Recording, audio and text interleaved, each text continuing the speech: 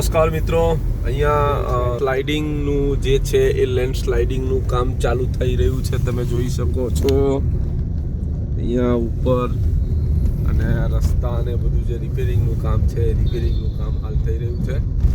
અહીંયા જ્યાં જ્યાં રિપેરિંગનું કામ ચાલતું હોય ત્યાં ત્યાં ટ્રાફિક થઈ જાય. આ લોકો 10-15 મિનિટ જેવું ઊભા રાખે અને ઊભા રાખ્યા પછી બધાને જવા દે છે.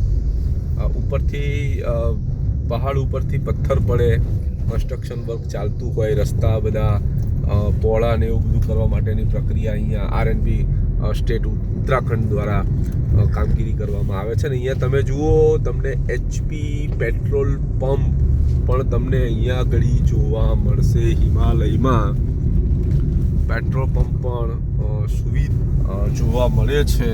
અહીંયા પેટ્રોલ પંપ તમને સરળતાથી 100 કિલોમીટરે તમને પેટ્રોલ પંપ મળી જાય.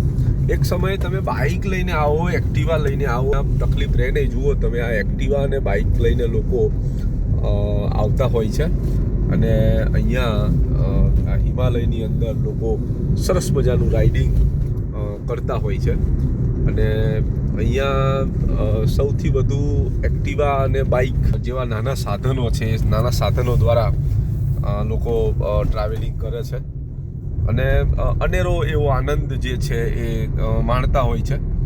તો તમને જો ઈચ્છા હોય કે એક્ટિવા લઈને જવું છે, બાઇક લઈને જવું છે, તો પણ તમે એનો આનંદ માણી શકો છો.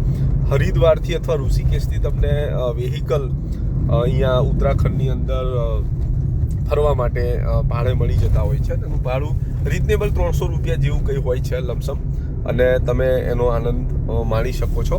તો કંઈક પ્લાનિંગ કરો અને કંઈક ફરવા માટેનું આયોજન કરો. સરસ મજાનું એવું આ જે ઉત્તરાખંડ, દેવભૂમિ ઉત્તરાખંડ જેને કહેવામાં આવે છે, એ દેવભૂમિ ઉત્તરાખંડનો તમે પણ માણો એવી હું તમને એક વિનંતી કરું છું.